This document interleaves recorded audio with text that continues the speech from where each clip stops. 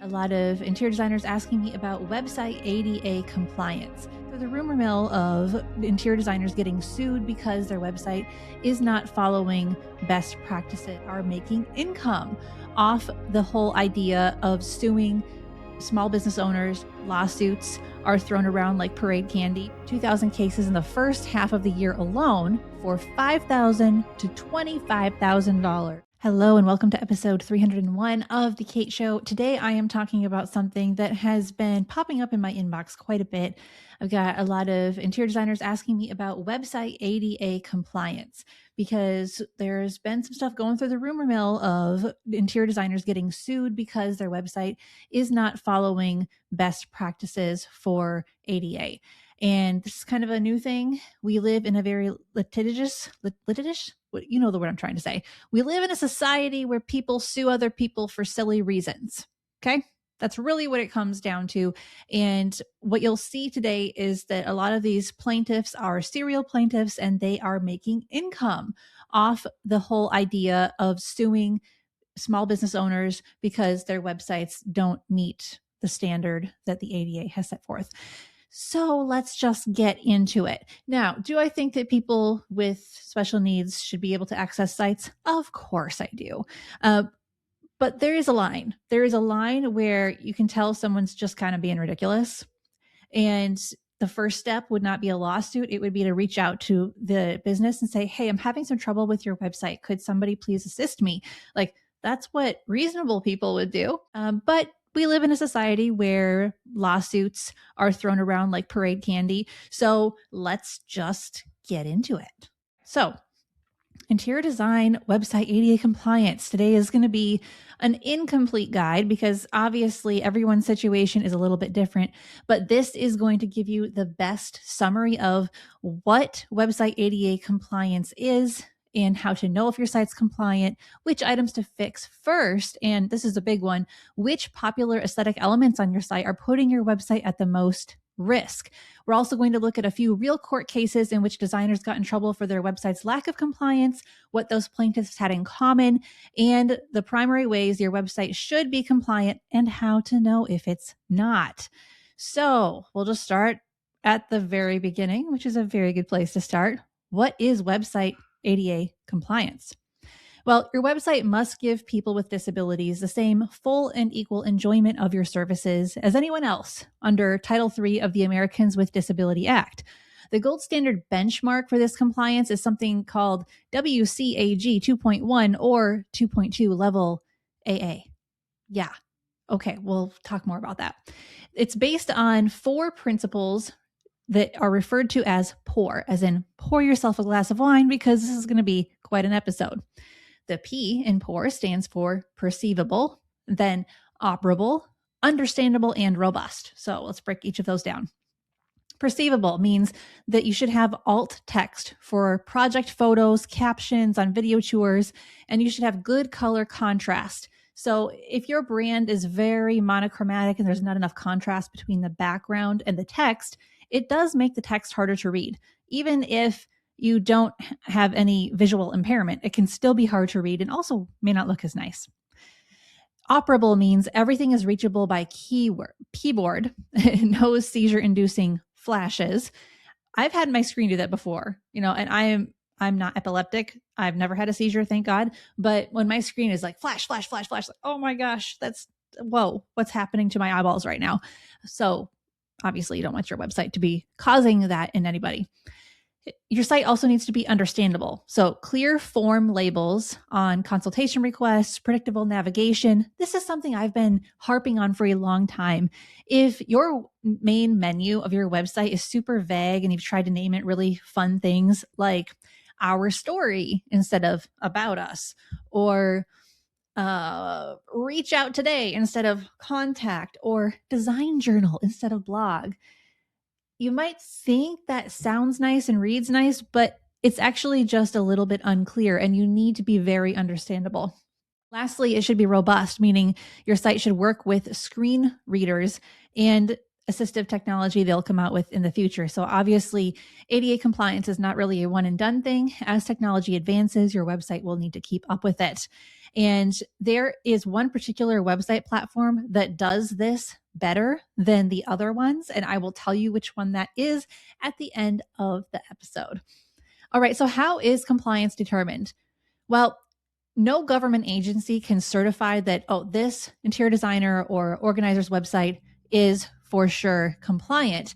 The courts actually decide this on a case-by-case basis, and they use the WCAG-AA as the measuring stick, which was endorsed by the Department of Justice.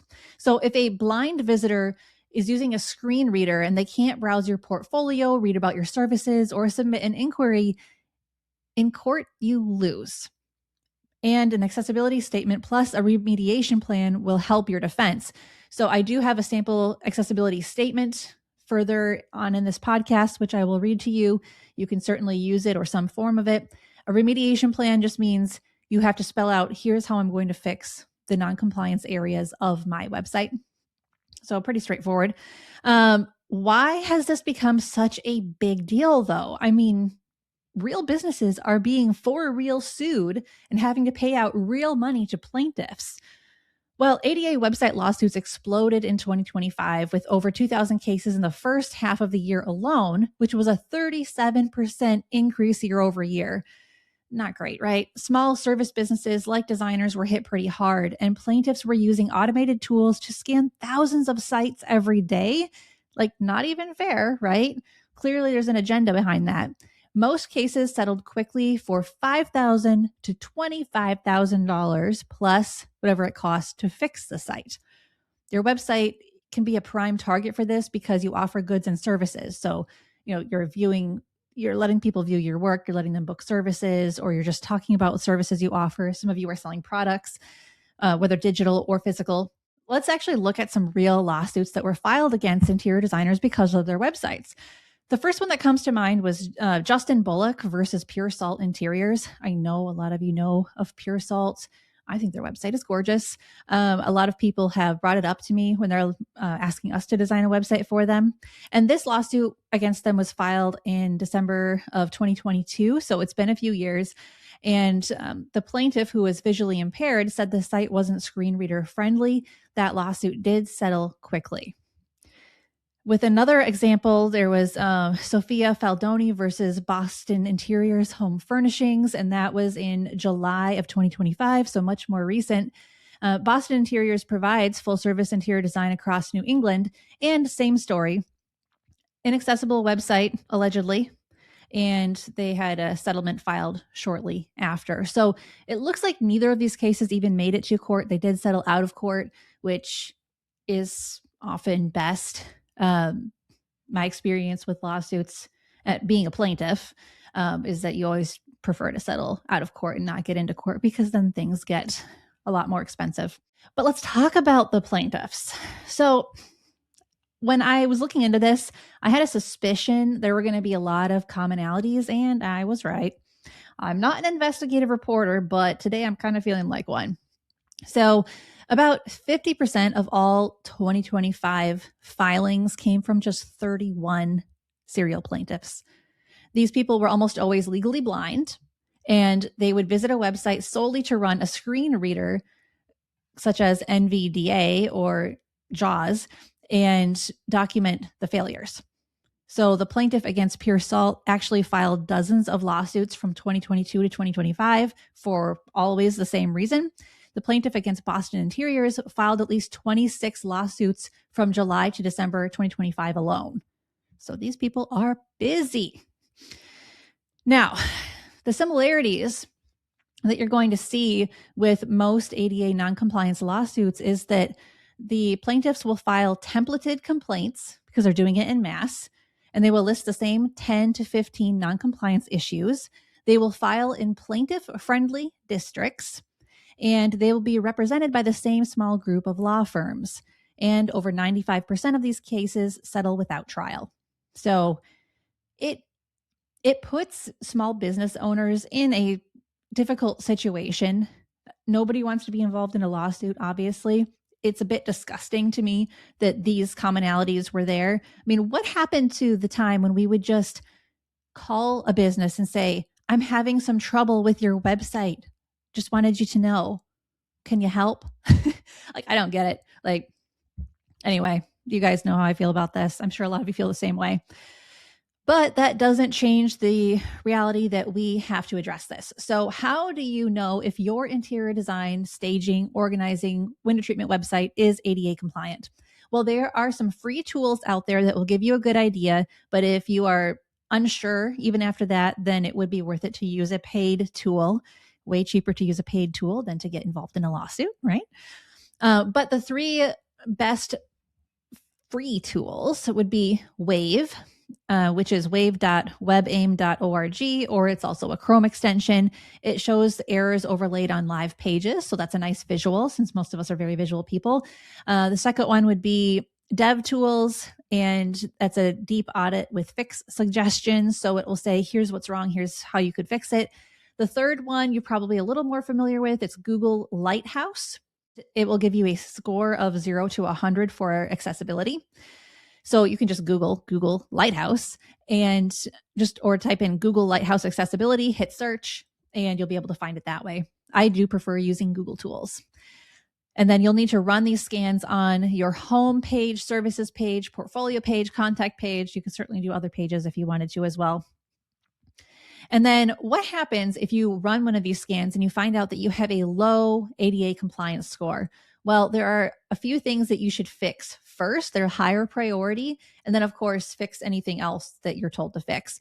But the issues that cause the most ADA non-compliant lawsuits are missing or useless alt text on project photos. So if your project photos just say room, or they have the street name of the project, or just a bunch of numbers, that's useless.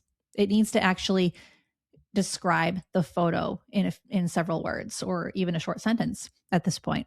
Alt text is not the same as the file name, although file names should also contain appropriate keywords. And I know all of that because this is what we've been doing with websites for years.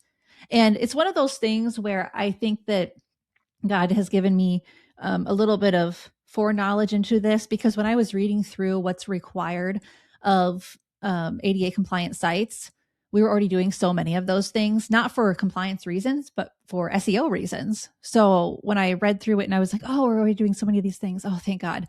Because obviously as a website designer, I'm like, oh, this is huge. I need to pay attention to this for the sake of the sites that we are creating.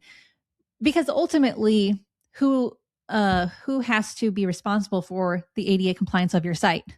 You do. You, the business owner.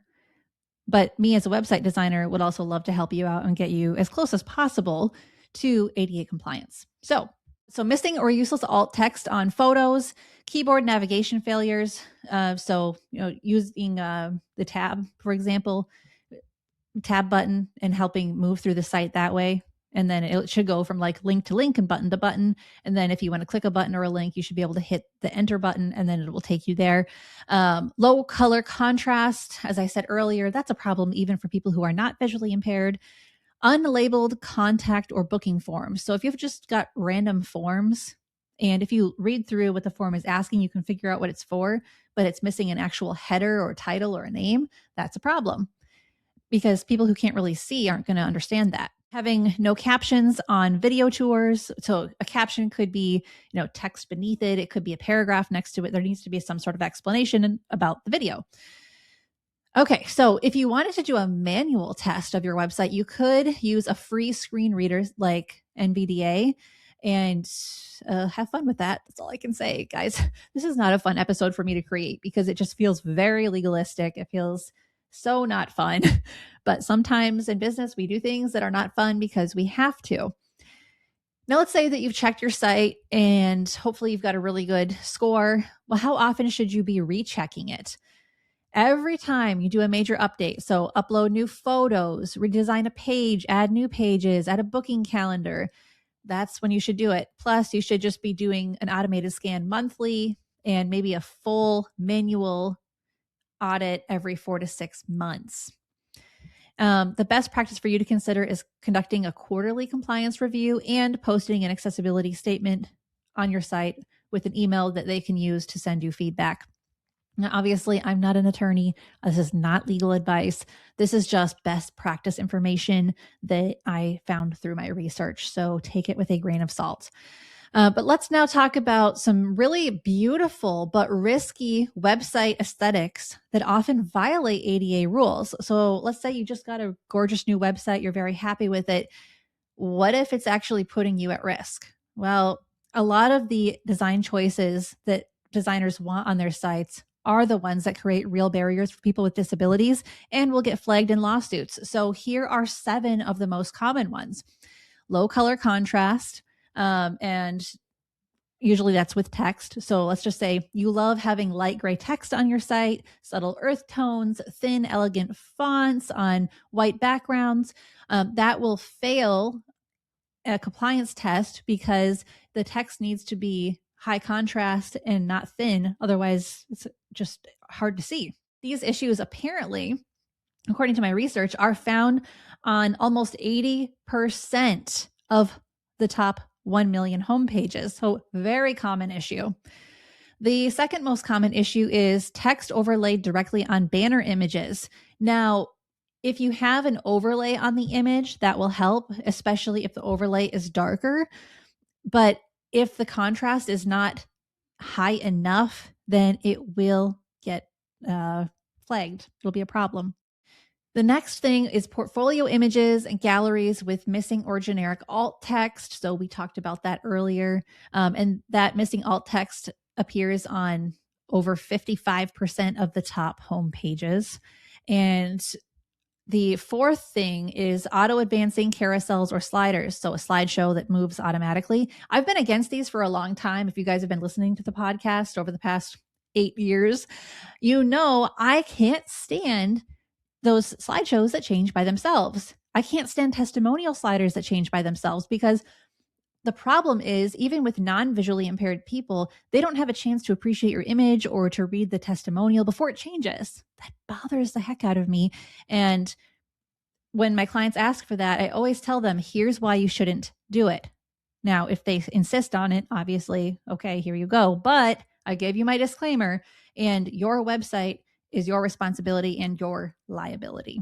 Okay. So the next big thing would be little micro animations that happen when you hover. So it could mean like project cards that reveal details of the project only when someone zooms over it with a mouse. That's a problem because people who can't use a mouse will miss that content. It's also going to create screen reader problems. The next thing is invisible or removed keyboard focus indicators. So typically you would have to manually disable this. It just means that when someone is tabbing through your site, whatever part they're tabbing on should be highlighted in some clear fashion. Sometimes it's blue, sometimes it's black.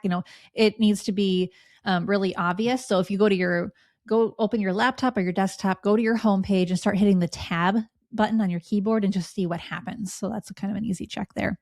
And then very thin or decorative typography. So script fonts that are used a lot, that's a problem. Fonts that are too thin, that's a problem.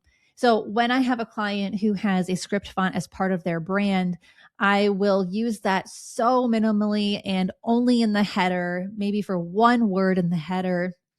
But even after learning all this, I'm starting to wonder if we should be using script fonts in the headers at all.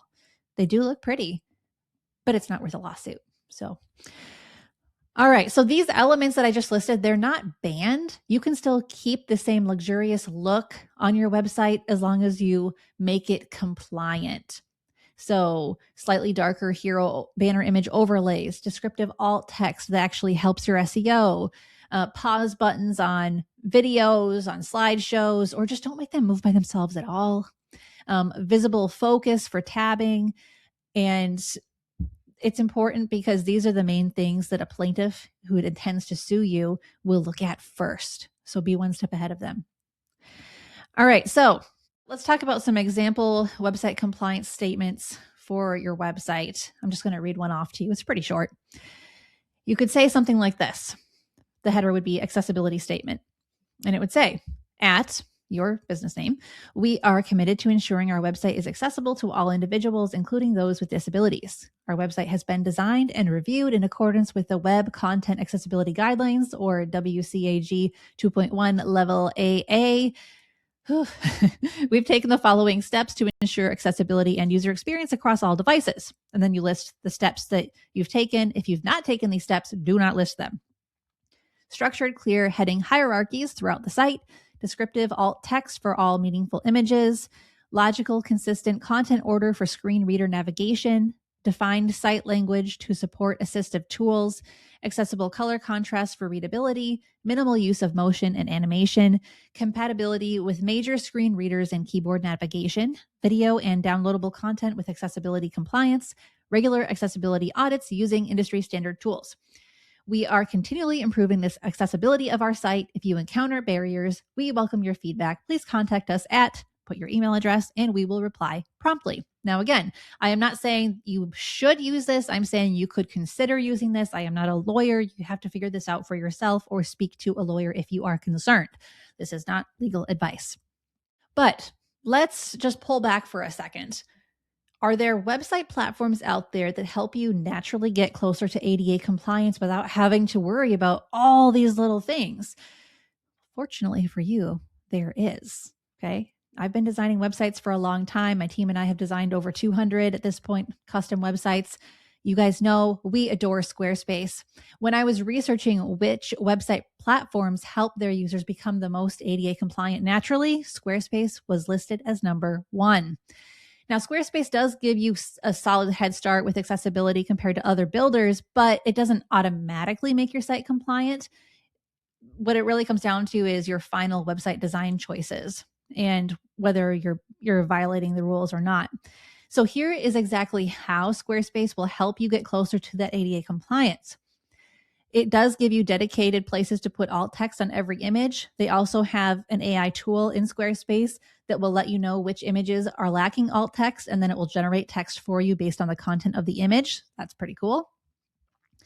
And then it has automatic keyboard navigation support. So every Squarespace site gets a visible focused outline. So a blue ring or black ring when they're tabbing through the site. So people always know where they're at on the site. It also gives proper semantic HTML structure. I know that just sounds like a bunch of blah, blah, blah, but it's important for screen readers.